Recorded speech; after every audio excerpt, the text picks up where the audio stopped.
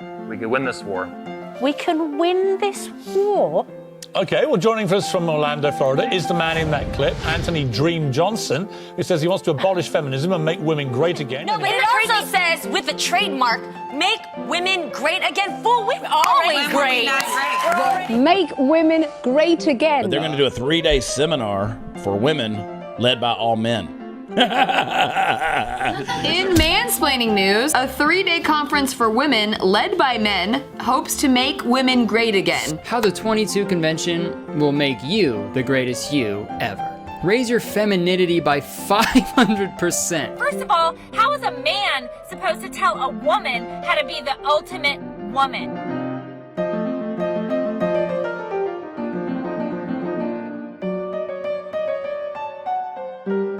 But women need to be taught how to be great again. Not my words. We do. Like how to land a husband, how to lose weight, how to pop out a bunch of kids. Why do men think they need to fix the problems of women? Well, it says the world's ultimate event for women. Yeah, Orlando, Florida, that's going to be the scene of the crime. It's mansplaining palooza, and say no to the toxic bullying feminist dogma.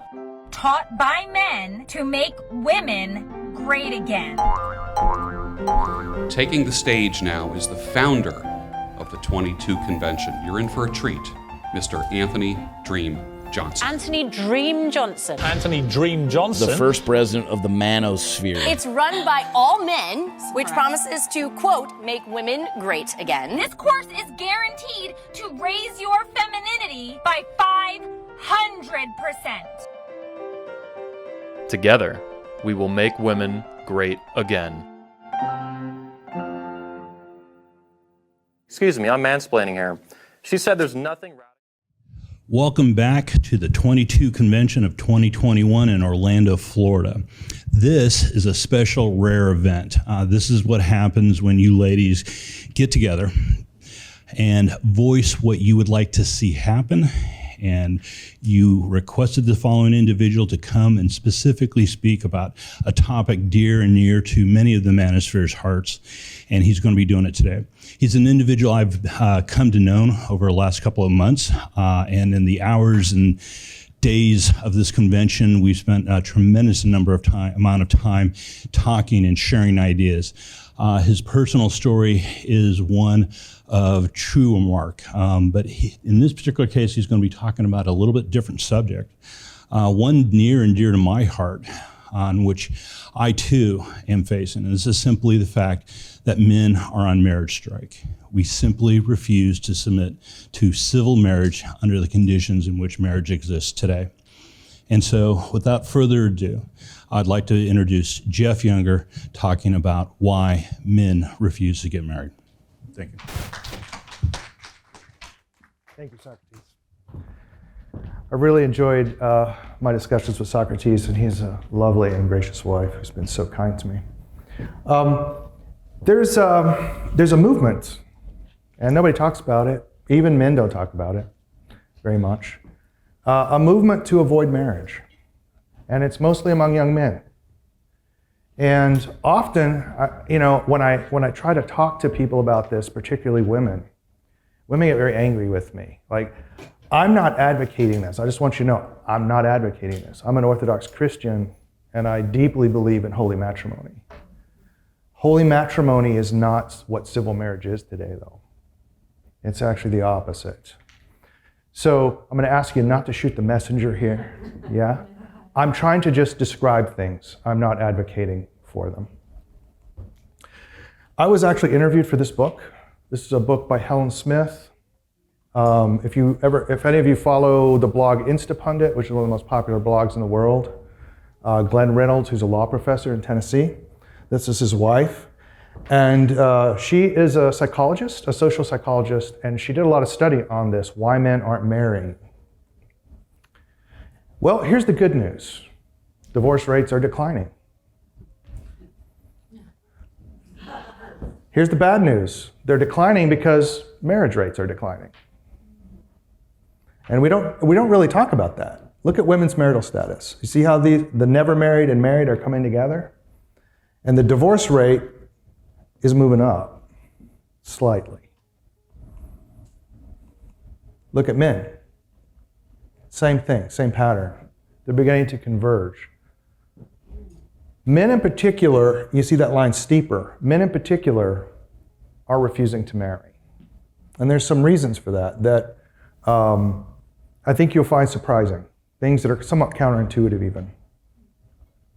First of all, I would like all of you to Google this and download this study. It's one of the few comprehensive studies that have been done on why women file for divorce.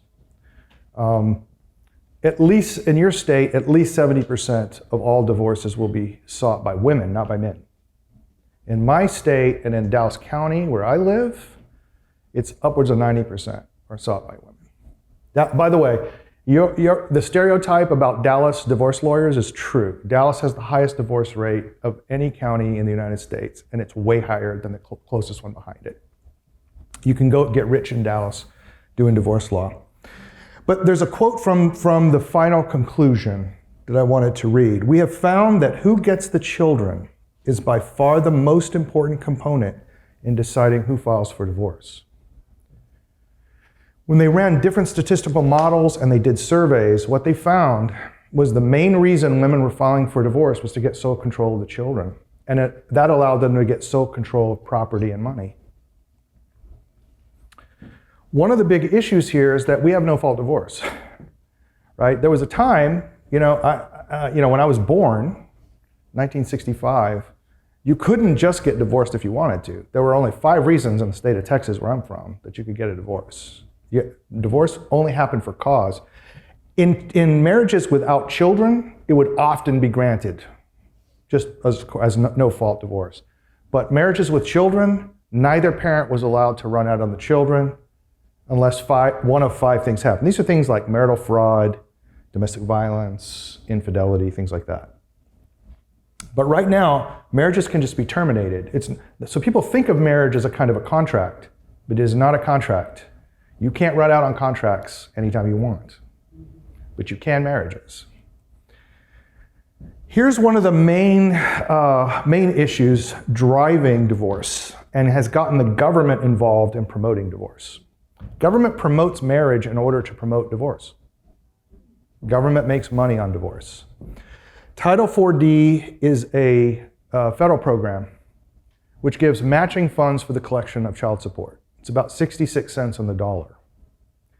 I don't know about other states, but I know Texas, it's about $500 million.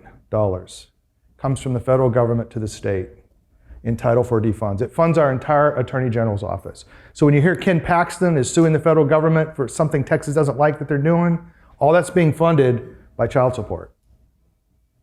Okay? In Texas and most states, judicial retirement comes out of Title 4D funding. The more child support that is issued by a judge, the larger their retirement when they're off the bench. Let me tell you a little story. A good friend of mine, his name is Josh in Texas. He and his wife came to an accord. He was watching the kids 10 hours a day because she was pursuing a career. He has a construction business, but he can work at night. So he was watching the kids for her. They're divorced, friendly. He was watching the kids for her 10 hours a day, and he was still paying $1,800 a month in child support. So they just came to a rational agreement and said, hey, I'm going to waive the child support because you're taking care of the kids all the time. Why don't we just share the kids equally and we'll just dispense with the child support? So they came up with their own agreement, and in Texas, judges are required to take mutual agreements. All right? So they show up to the judge at what they think is going to be signing this mutual agreement, no child support, they're going to equally share custody, and they had a real nice flexible arrangement where when she had to travel, he could keep the kids so they could just change it up how they needed to, The Texas Attorney General sent a lawyer to court and said, you cannot do this because they will not be paying child support. They interfered with an agreement for equal custody because they would lose the matching funds. And it's a lot of money. Over the lifetime of a child, it's a lot of money. That's the degree to which the states are involved in promoting divorce. I'm not one of these guys that blames women. I don't think that way, and I think a lot of women blame men. I experience it a lot, but I also know a lot of women that have no blame for it. They understand that there are perverse social incentives that are affecting both of us, right? So, I think, my God, if I was a woman and I had been told that I need like an alpha man who's going to get things done and everything, who never tells me what to do. I want an ambitious man who runs a business, going to make lots of money, who spends all his time with the kids. You know, if I had believed these logically inconsistent things, I'd probably be unhappy. I'd be unhappy too. Like, you've been given these crazy messages from this culture, right? Let's think about some of the temptations that women are under in marriage, right? And so a lot of men will get real angry about this, but it's the state that has created these incentives. So it's no-fault divorce, right? So a woman can file for divorce, and in Texas, she'll have a 95% chance of getting sole control of the children. Now that means in Texas that she will be able to direct their religious, moral, and intellectual education. The man will not be able to direct that. Okay? For most men in Texas, it averages about 30% of their gross income in non-deductible expenses. A lot of people think that men get to deduct child support. Actually, they don't. The recipient, the woman, gets to deduct the child support that the man pays. And this makes child support for the IRS a revenue neutral event, because the woman deducts what she receives, so it doesn't change anybody's income. So the IRS loves that because there's no paperwork, right? But I know millionaires, multimillionaires, who cannot absorb 30% in gross income in non-deductible expenses. It's just impossible. In Dallas County, when you drop below $40,000 a year in income, you literally can't afford housing at that point. So, but she gets the right to the 30% of the man's income for up to 20 years in Texas, right? Because it can go into college, right? She gets half of the marital assets, right? And she may get spousal support if she's been, in Texas, we really don't have alimony. You have to have been with a man for 10 years, and then you can get temporary alimony for 2 years, right? So you may get that. So you're asking women, think about how easy it is to just file and you get that. You get all of this money in sole control of the kids. And you're asking women to not do that. Marriages sometimes are tremendously difficult, you know? I'm often fond of quoting Aristotle that, you know, happiness is not an emotion. Joy, we used to have a different distinction between joy and happiness. Joy is the emotion you feel, but happiness is not an emotion. You know, ask people who've climbed Mount Everest and they say, hey, you know, it's the happiest day of my life being on Mount Everest. Yeah, you're dying. You know, you go above that oxygen zone and you start dying. And the question is, can you come down before you die? You're in absolute agony. I have a friend of mine who plays professional rugby, you know, and he's like in the championship. He broke 3 ribs, played through it. He was in absolute pain. He says, happiest day of my life was playing that game. You know, he felt no joy, yet he was happy, right? Happiness is an activity in accord with virtue. Joy is an emotion. You could be happy in a marriage, but not be experiencing joy all the time, right? You're doing the right thing, and you know you're committed to doing the right thing. So you're asking women, you know, who may be in difficult times, to not push this win button and get all this, you know, sole control of the children and everything. It's a huge temptation. I don't think men adequately understand that temptation. And I would ask men, what if you had the power to do that? If you could take half the marital assets, the kids, you could get all the money, man, that's a temptation for you to push that button when you get upset with your wife. It's a tough one. So this is a little bit skewed. You've probably heard this statistic, 45% of marriages end in divorce. That's true, but a lot of those are remarriages, right? If you only look at first-time marriages, you're really down in the 20%. But that's still significant. If you're thinking about doing a business deal, would you do a deal if you know one in 5, you have a 1 chance in 5 of totally going bankrupt? You probably wouldn't enter such a contract, right? It's still bad, is what I'm trying to say. And here's the issue. So we have all these issues of female temptation. You know, I've heard some men say, hey, you know, I'm just one bad mood away from losing my kids. She could just file for divorce and take my kids, right? Men feel this. And I know women that use that as power over their men. They can make their men do whatever they want because they can take their kids anytime they want. And they use it as a form of power. And this is, you know, California is infamous for that. California divorces are just infamous for that kind of control. The issue for men, though, comes down not so much to these temptation issues, and honestly for men, it's not the money. I'll give you an example for me. When my ex-wife divorced me, she was trying to transition my son to a girl without my consent. I've been fighting that. I spent over $1 million fighting that. I offered her $20,000 a month in child support and 50-50 custody for 50-50 time with my son. Because I knew if I had 50-50 time with my son, he would reject a female identity because he's never presented as a girl with me. She turned down that money to keep that control, you see, okay? So you can see that even in my case and most fathers, it's not the money, it's being secure in their posterity. Men have an intense, and I mean an intense, desire to raise their children. I mean, I'm just getting chills even talking about it because I have that feeling in my. It's I don't know if you're not religious, you might say it's some kind of instinctive reaction from evolution, whatever. It's deep, and it's not something. It's one of those things that men cannot control. Okay, you can't control your mothering instincts. We don't have those, right? I remember when I had children, I just marveled at that. At how the instincts that women had about the needs of the children. It was just absolutely marvelous. I couldn't believe it. It was almost like ESP.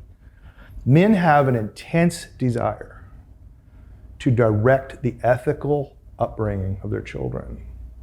And the inability to do that is a tremendous blow to their masculinity. It's probably the only thing worse would be castration.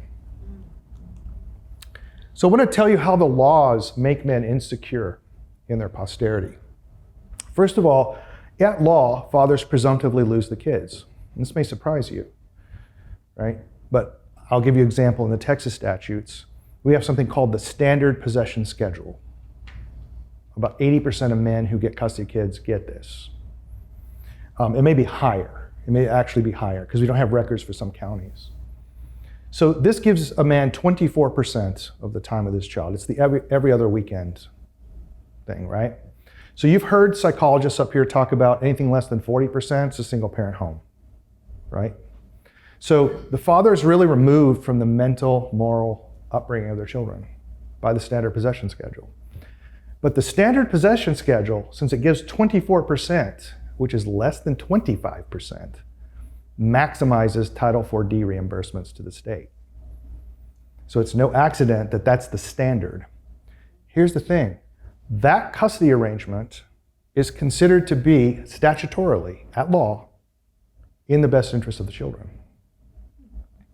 So when you go into a divorce, presumptively the judge assumes that it's in the best interest of the children for the father to have 24% of the time of the kids. And the father has to rebut that presumption to get it changed. And that rebuttal has to be powerful enough that the state loses Title IV-D monies, a lot of Title IV-D monies. You see where I'm going with this? Fathers are presumed at law to lose their kids. Fathers lose all privacy. Let me give you an example for me. I've been in continuous litigation for 9 years. Every time you've seen me in there getting coffee, anytime you've seen me buying a drink in here during our little soirees in the evening, all of those transactions, I am required to deliver to my ex-wife to be scrutinized. My entire financial life, all my bank accounts, bank statements, credit card transactions, cash transactions, any receipts that I receive have to be delivered to her. So most fathers endure this because it's integral to child support calculations. Suppose I want to reduce my child support. The court is going to say, yeah, but you bought lattes at that conference. You could have given that to your kids. That proves to me that you're not thinking about your kids. No, I'm not reducing your child support. That's why women ask for these things and have the court order us to give it to them. So we have no financial privacy. That goes for my business that I have as well, by the way. All my bank accounts, all my client lists, everything.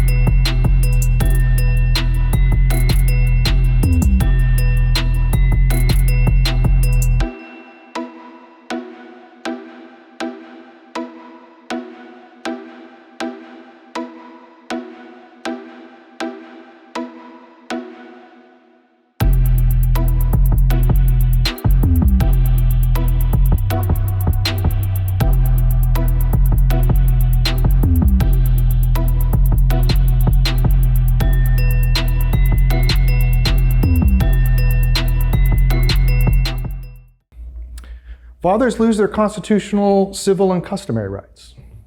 So this talk I'm giving to you right now is illegal. Okay, I'm violating a gag order from a judge by talking to you.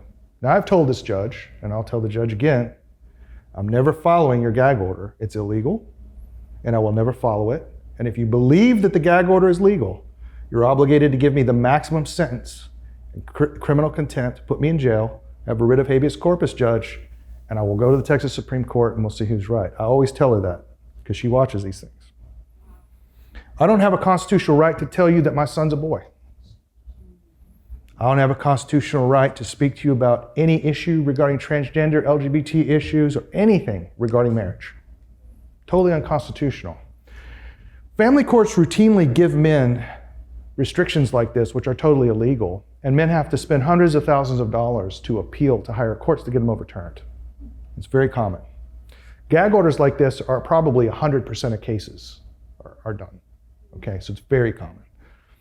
I told you about losing gross income, but fathers also become vulnerable to continuous litigation. Okay, so America has a really nice system. We have very flexible legal procedures leading up to a trial, giving both sides lots of leeway, discovery, everything. But once a verdict in America is delivered in a civil court, there can be no relitigation of that fact. Okay, you may not like it, but that's it. The benefit is huge for our society because it means that we're not constantly relitigating things. Okay, in Spanish courts, you can relitigate. So you've got families that have been litigating for hundreds of years in family courts. I mean, in civil courts, okay? So in the English court system in America, once the judgment's done, you're done. You cannot litigate that issue again. Family court is the only exception. So I've been continuously sued for 9 years without break. Never stop, okay? And they have a right to do that in family court. And because of that, I become vulnerable to other kinds of litigation. So they may find something in discovery that they think they can sue my business for.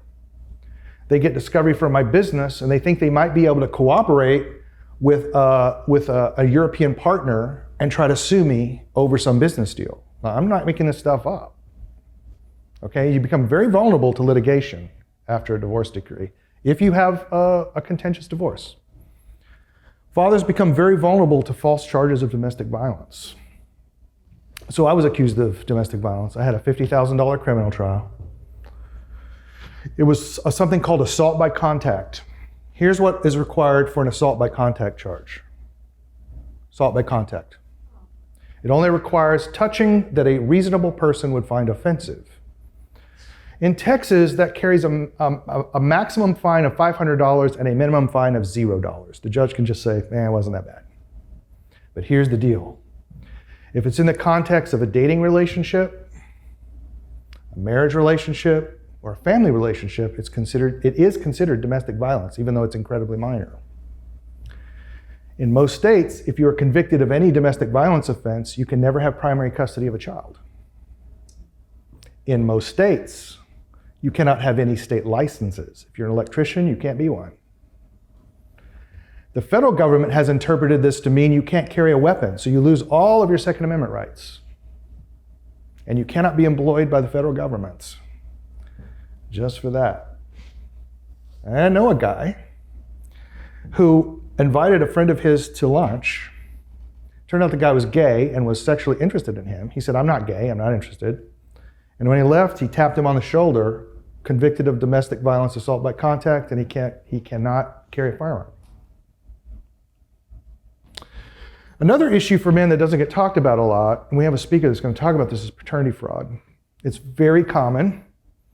The American Society for Blood Banks, which does like genetic testing on kids for like bone marrow transplants and things, has removed a study that showed that 1 in 3 of the children that they test don't belong to the husband.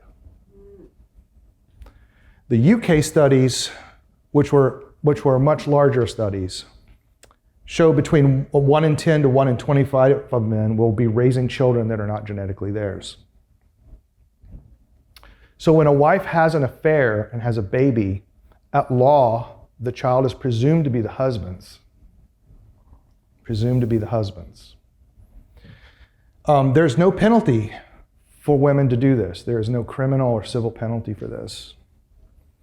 And it may shock you to know that millions and millions of men are paying child support for children that they can do genetic tests on and prove aren't theirs.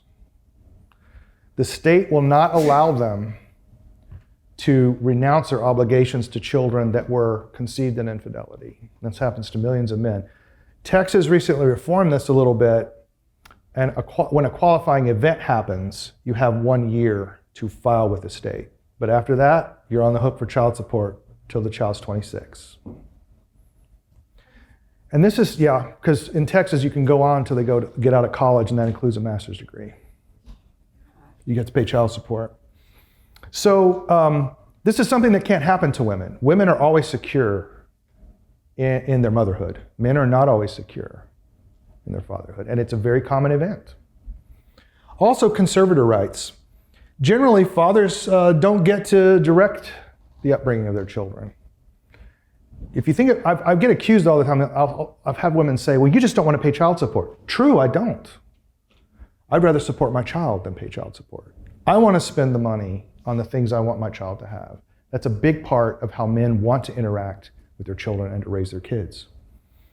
And I've lost complete control of the religious upbringing of my children, for example. We're Orthodox, but they're being sent to a very liberal Methodist church, which is teaching my son that he's actually a girl. Female hypergamy also reduces marriage rates. So women are doing really well.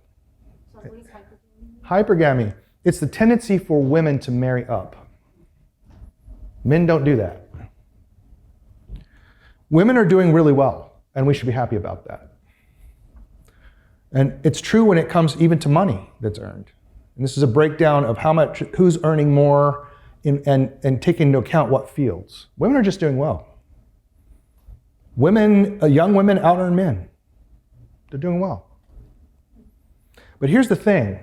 Since women marry up, as they do better, they move up in education, they move up in money earnings, their number of attractive male mates decreases because they can only marry up. And as you go up the pyramid, there's fewer and fewer. For men, it's quite the opposite. Since men marry down, the higher the pyramid they go, the more attractive mates they have access to. And this creates perverse incentives. Men, I don't think anybody would disagree with this here. Should men be manly? Should they be sacrificial towards their family? Should they be chivalrous towards women? I see nodding. Should they be guardians of excellence in our social norms? Preserving our social norms and making sure that we have a peaceful, orderly society. These are the visions we have of a sort of a 19th century gentleman. Dare I say, it might be the sort of man you'd meet in a romance novel. What do women do in our society? How do they behave in our society?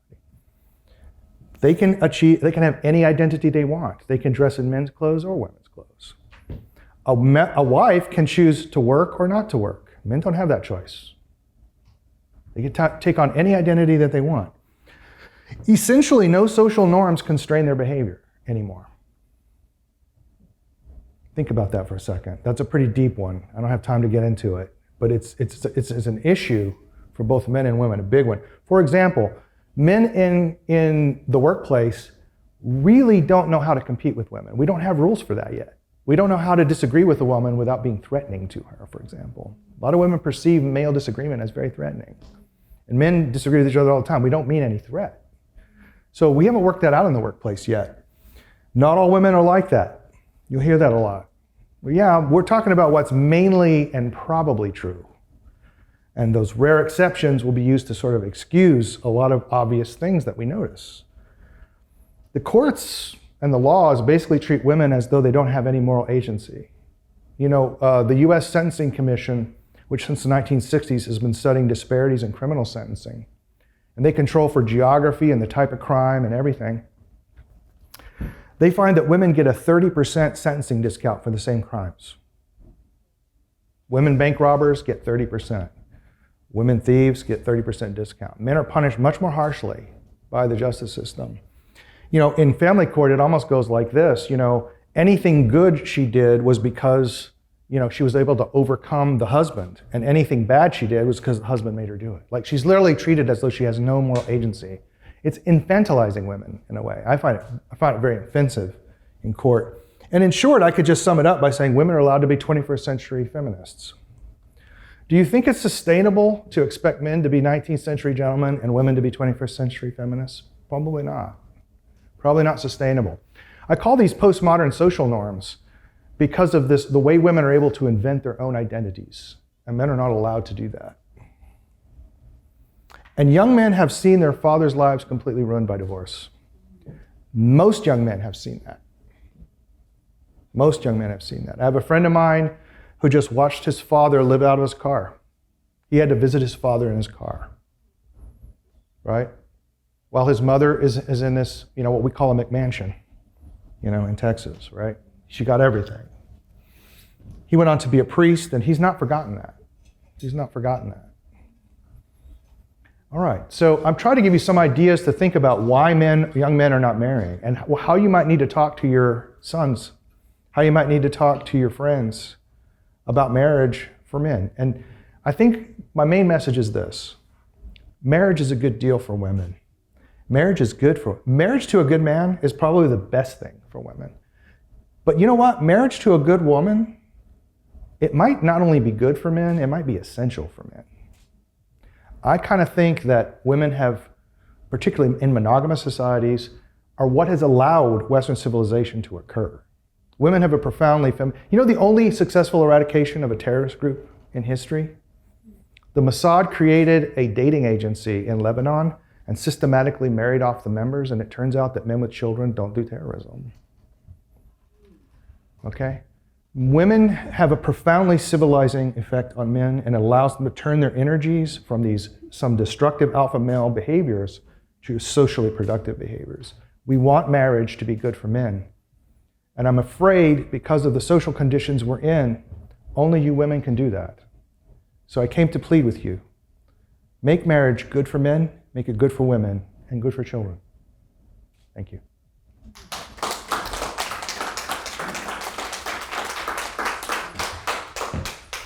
Questions? Yeah? This is a short one, so we have very little time, I think.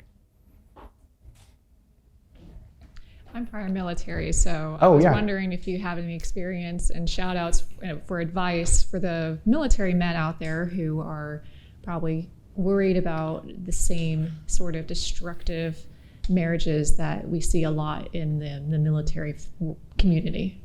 Yeah. So a lot of you may not know, but I was in the Marine Corps. I was also in the Army, so I've seen it, both of them. I was in the combat arms in both. The Marine Corps doesn't have that notion, but combat units. So I think if you're in the military and you're deployed a lot, you need to seriously think whether you should be married at all. I think the Army talks about having a professional soldier, but being a soldier is a vocation. It's not a profession. It's much more than just a profession. It's a moral dedication to it, and the expectations for that job are so high. It's very difficult to be married, and it takes an extremely special woman who can do that, who can be married to someone in the military, which is one of the reasons why all of us, when troops are deployed, we should all be visiting the wives of service members. We should all be helping them care for their children, helping them get their yard work done, helping them get their kids to school. And that's something you can do right in your own neighborhood. You've got someone that's deployed. I had a neighbor who was deployed to Kuwait. He's a weatherman for the Air Force. He was deployed to Kuwait. He works in a drone unit doing essential work, but he was away for 9 months. I got his kid to Taekwondo. I got his kid to boxing. I helped his little brother with his crazy little math homework. And about twice, every other week, I'd go check on their mom, make sure she was okay, right? We need to do these things for each other.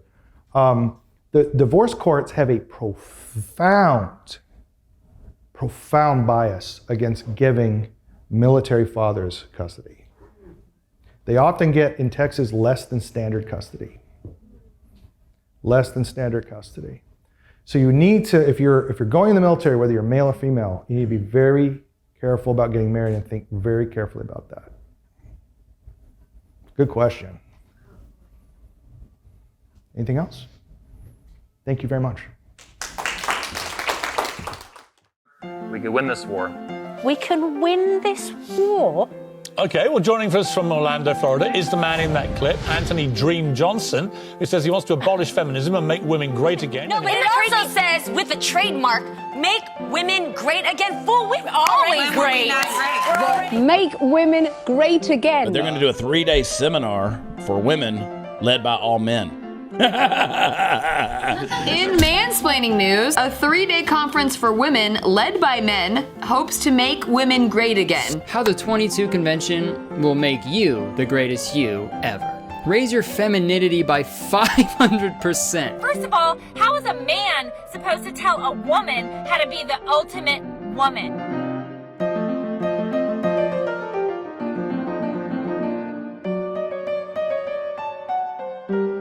But women need to be taught how to be great again. Not my words. We do. Like how to land a husband, how to lose weight, how to pop out a bunch of kids. Why do men think they need to fix the problems of women? Well, it says the world's ultimate event for women. Yeah, Orlando, Florida, that's going to be the scene of the crime. It's mansplaining palooza, and say no to the toxic bullying feminist dogma. Taught by men to make women great again. Taking the stage now is the founder of the 22 convention. You're in for a treat, Mr. Anthony Dream Johnson. Anthony Dream Johnson. Anthony Dream Johnson. The first president of the manosphere. It's run by all men, which promises to, quote, make women great again. This course is guaranteed to raise your femininity by 500%. Together, we will make women great again. Excuse me, I'm mansplaining here. She said there's nothing radical.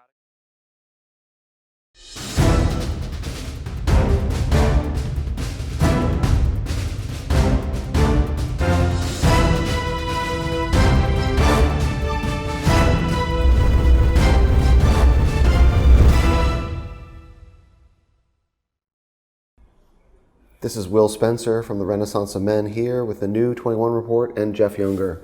How do you do? Doing well, sir. How are you? Well. So talk a little bit about your speech at 21 Patriarchs event. Well, I wanted to inform people about what's happening to my son. My ex-wife has been trying to transition my son to a girl since he was 3 years old. And I've been fighting her every step of the way. He's now 9 years old. About $1.2 million into this fight, and I'm going up against the American Psychological Association, which is publicly opined on my case, which is very unusual, the Texas Psychological Association, the Endocrine Society, all of the counselors, the Dallas County courts, and I'm facing all of them down in court. It's usually me versus 3 other lawyers in court, because I have an amicus attorney, and they always bring in other lawyers. So it's been a rough battle. So far, I've been able to keep him from being chemically castrated, but I have not successfully stopped what they call social transition. They cross-dress him. They're teaching him that he is actually a girl. He's enrolled in school as a girl. He goes to school like a drag queen, and have not been able to stop that, even though I have a court order, two court orders that say that he's a male by sex, a boy by gender, and his name is James Damon Younger. The courts are still allowing it, won't enforce their own order for ideological reasons. And the objective of my talk was to explain what's going on there and relate that to the attacks on masculinity. We talk a lot about how they're pathologizing masculinity, but the next step when you get a disease, when something's a pathology, is to fix the disease. And this transgender movement is a surgical hormonal attempt to fix this pathology that they've defined, which is masculinity. And then finally, to get men to realize that talking about it on social media is not enough. Talking to each other is not enough. So I wanted them to see how I have exerted political and social and economic and ideological power in Texas to force the governor of our state to outlaw sex change surgeries on kids. And I did that by forcing him to do it. He didn't want to do it. And give some of the insights from real examples of how I've exerted actual power as a man. not just talking about being masculine, but okay, you've done all this self-development, what are you going to do with it? And so I wanted to tell him some of the lessons I've learned, some of the failures that I've had, and you know, my next step is to try to outlaw the chemical castration of children, and then my third objective is to outlaw the social transitioning or cross-dressing of children. What are some of the examples of the power that you brought to bear in this situation? So a couple of things. I was pretty new to the political process, you know. So I went through a session, not this last, we only allow our legislature to meet every other year because we're afraid they'll do something bad. So we give them a very limited, they have 4 months every other year. And you can't meet any time other than that. Wow. Unless the governor calls a session. We don't want them to pass laws. We don't want to have freedom in Texas, right? So not this last session, but the previous session, so it's 4 years ago, was my introduction to this. And I learned a lot from this session by my failures. So I thought I could go talk to, you know, for example, conservative legislators and tell them what was going on, and I could probably expect them to act, right? Because I have great arguments. It's a morally unambiguous situation, right? And it's repugnant to all of their values. So you'd think that they would act on it. Couldn't get any action at all. I got one sponsor for a bill in the Senate, and our lieutenant governor blocked all legislation on these bills. I mean, the conservative Texas Senate blocked legislation to protect kids from sex change surgeries. I mean, it's just a mind-boggling. So I failed miserably in that session, and I did a thorough analysis of where I went wrong. And so the way I approached it was to think through what are the sources of strength of my enemies, and what are the precursors that are required for them to exercise those strengths, and I systematically undermined those things. So here's a good example. Here's an insight I had. I was invited to a donor event, and a guy came up, I didn't know him.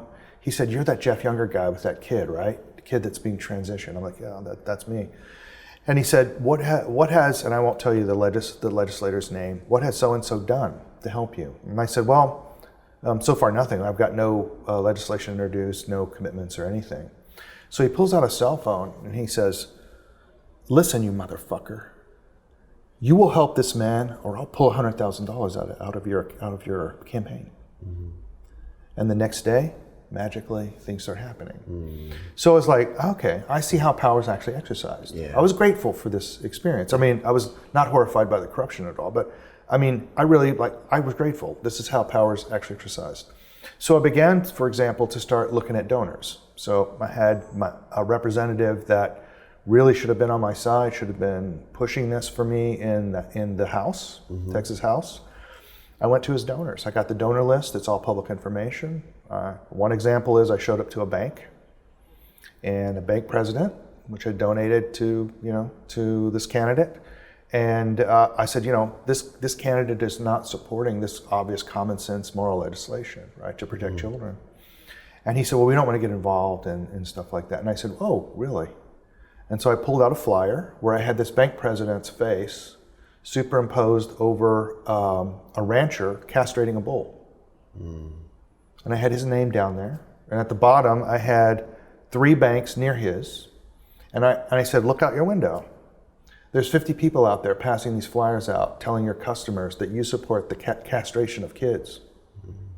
And there are 3 banks that we're recommending that they go. And those banks have already said that they'll offer massive discounts to take customers away from your bank. And they're going to be out here every day for a month, unless you make a phone call for me. So I stopped asking, what are the means of persuasion?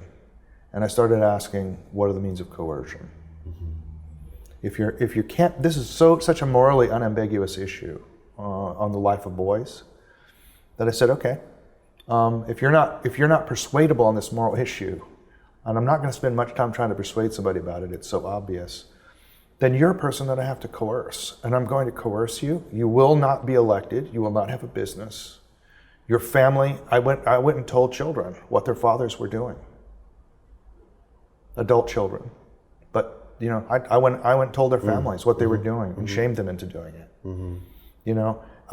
So I just adopted a completely different mindset that, I'm not begging you to do the right thing. I'm going to make you do the right thing. It's just a question of how much damage you're willing to accept until you do it. And I was able to exert tremendous power. I also went into underserved communities of men. So Texas has all 5 climates. We have high plains, mountains, tropical, we have all that. We have a big desert area in Texas. And those counties don't get a lot of political attention because they're sparsely populated. Right. Senate districts over there are massive because there's not much population. So I went into these counties and talked to the sheriffs, got meetings, mostly men showed up there, whereas in all the other counties, mostly women show up. Because the men are working. The men are working. Makes sense. So these are all ranchers and farmers, and they can control their time, and they showed up. When they heard about this stuff, I mean, we had conversations, where the sheriff is like, boys, this is not the time to get your guns. We're going to write letters. We're not going to get guns. They were pretty pissed.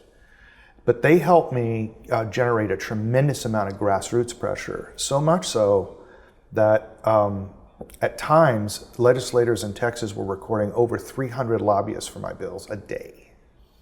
Wow. We shut down their phone trunks twice. We shut down all the phones to the Capitol twice. We generated a tremendous amount of power.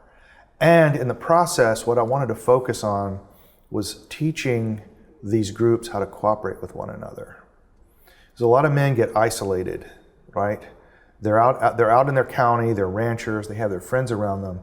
So I provided through technology a communication mechanism for them to cooperate with other like-minded men, even in urban areas. And that's a big cultural divide in Texas between urban and rural areas. Sure. So when they realized there's all this common ground, these grassroots movements began to coalesce into super powerful political force. And I think men, particularly men who have been roughed up by the system, we have not done a good job of binding them into a social identity. Right. One of the things I love about the 21 conference is that it's really what it's about, and I was really surprised by that. I've enjoyed it so much more than I thought. It's really binding men who have been hurt by the system, or men who see the threats, and gives them a common social identity. And that social identity in a democracy is incredibly powerful and will allow us to exert power so that we can protect boys and men. Say more about your experience with the men, the speakers, and the attendees here at the 21 Convention. Right, so one of the interesting things, I've clicked with a lot of guys. I didn't expect, I'm usually one of those people I have a few people that I click with and so forth. But I've clicked with a lot of guys here. And interestingly, almost all of them are into combat sports, just like me. I'm a boxer. There's a lot of judoka here. There's all these guys. One of the things I've been super impressed with is how well read everyone is. I mean, I'm really not used to that, honestly, from Texas. Especially, we're reading masculinist literature and so forth. And it's just been amazing talking about that. The other thing that I was really surprised by was Arthur Quan Lee. Wow.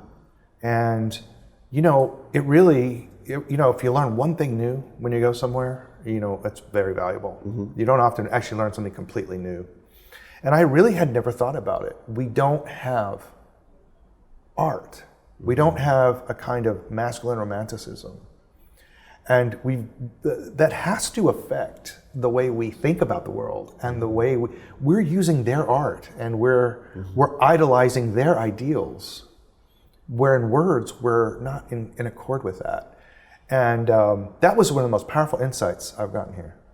Yeah. Have you gotten the chance to talk to any of the women, either speakers or attendees of the 22 convention? Yeah, I've spent a lot of time in the 22 convention.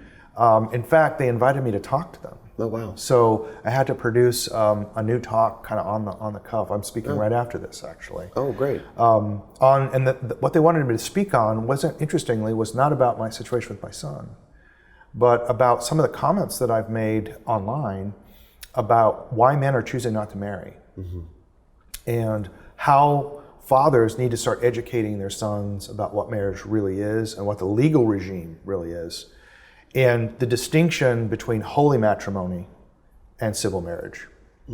And unfortunately, I think a lot of our guys, young guys, are confusing the two, and they're going to get harmed if they don't understand the distinction. So the ladies actually asked me to come and talk about that. Yeah. What is the distinction? So holy matrimony is this unbreakable union for the purposes mainly of getting you and your children to heaven. You know, I'm an Orthodox Christian, so marriage is conceived of as a form of asceticism, like being a monk, in which two people forego other aspects of life. And it's actually, you know, if you talk to monks, actual monks who are celibate, they can't believe that people can get to heaven being married. Like they idolize married people the way we think they're so superhuman, you know?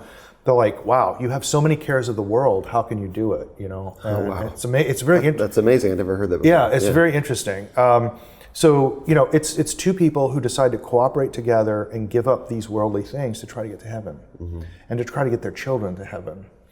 Holy matrimony, therefore, has a transcendent purpose, right? It's not just a sexual purpose.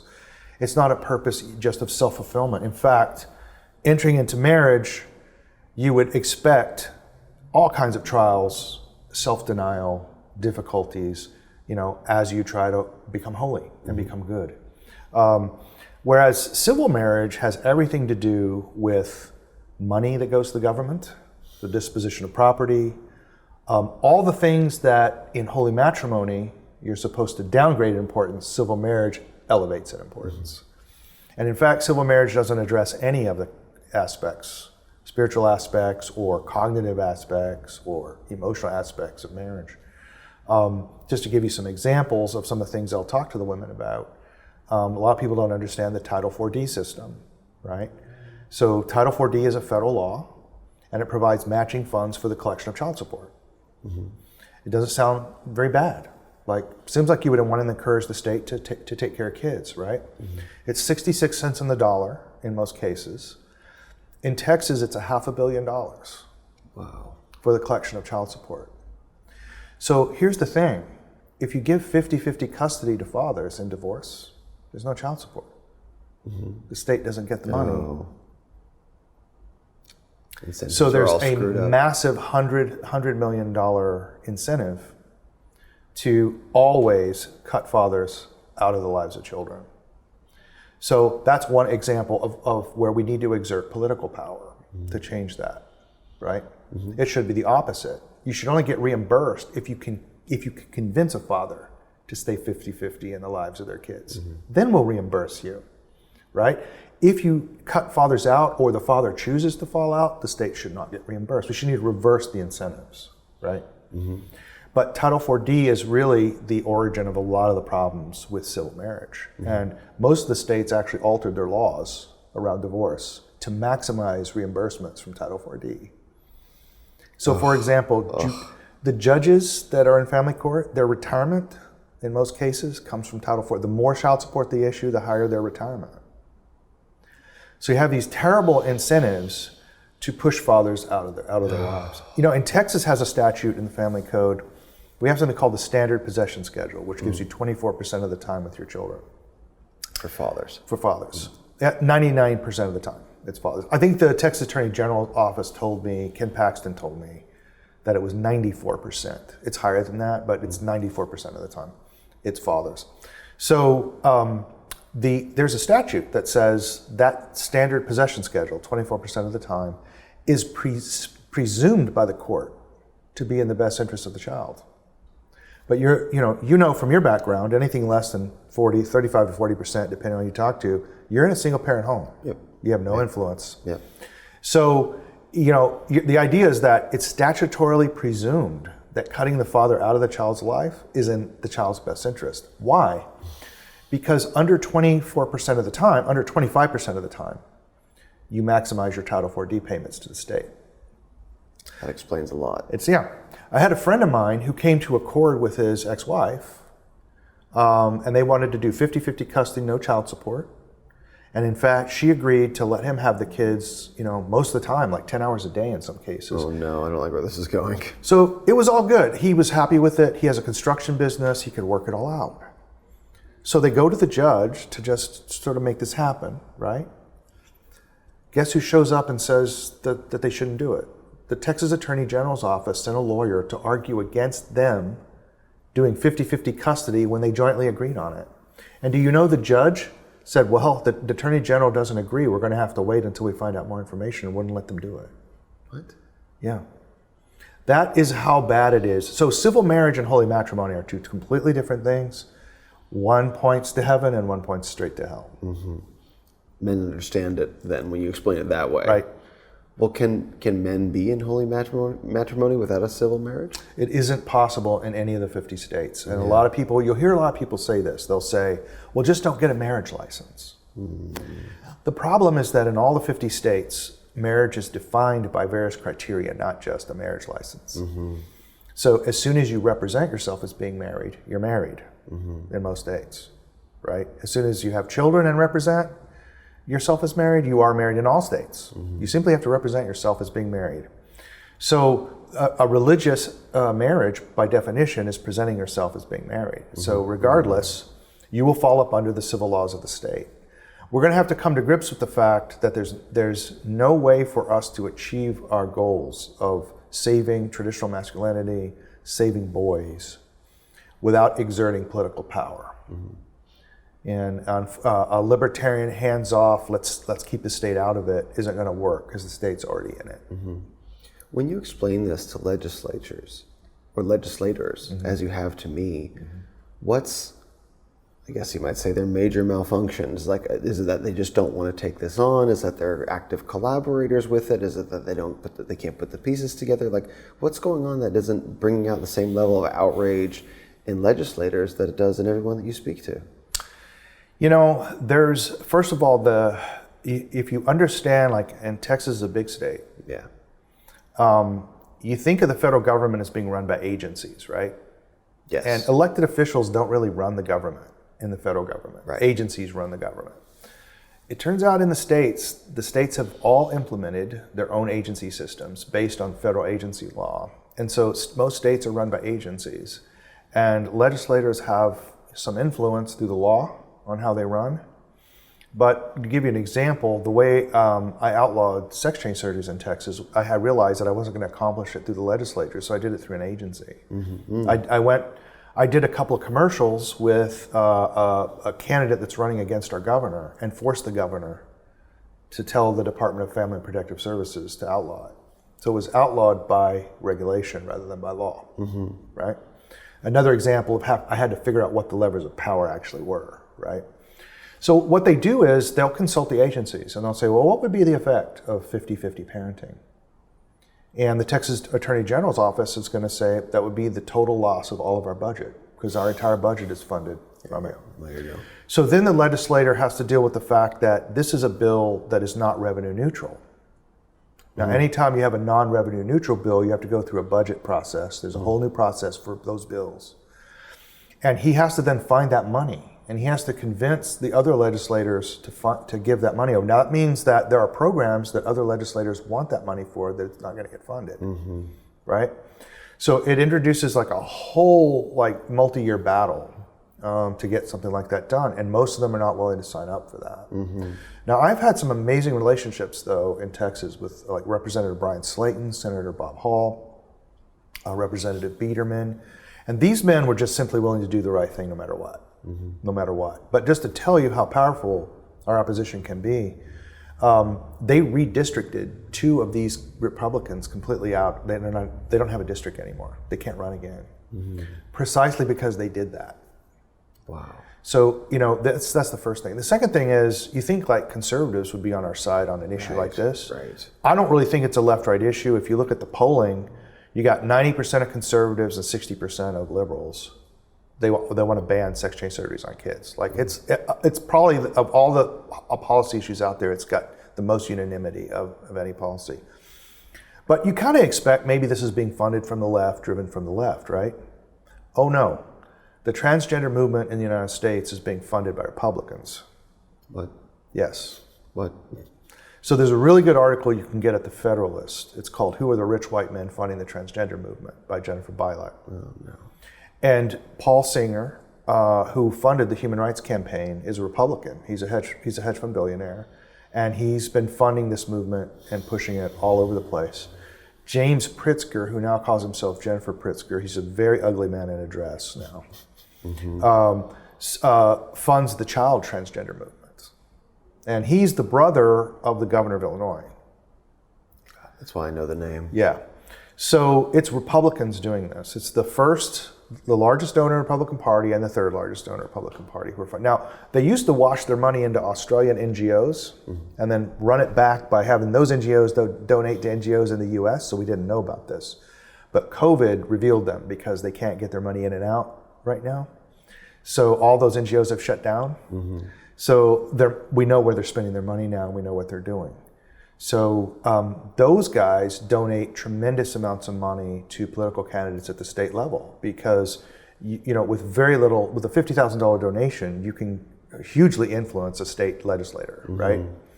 And $50,000 to them, they have a lot of $50,000 donations every year that they can dole out. Sure, yeah. So they can acquire massive influence in the state.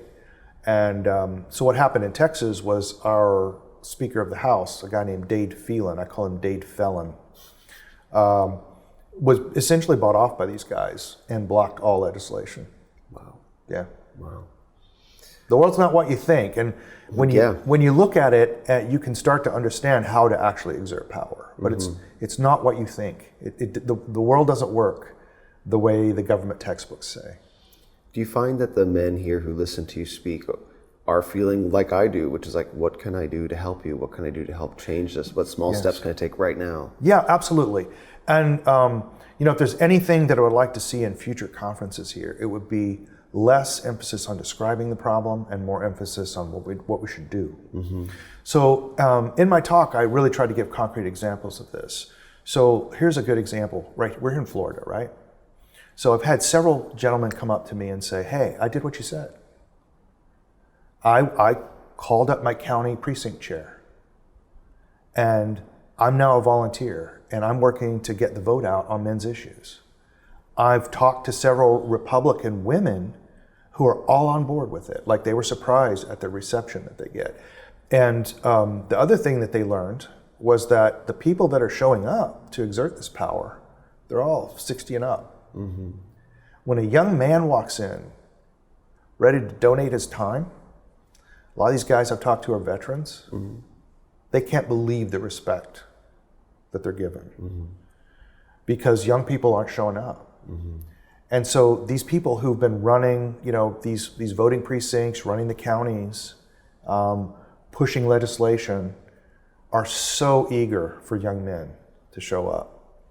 And I've gotten that feedback from 5 people here already who listened to my talk and literally did what I asked them to do. Just go to the website and make a phone call.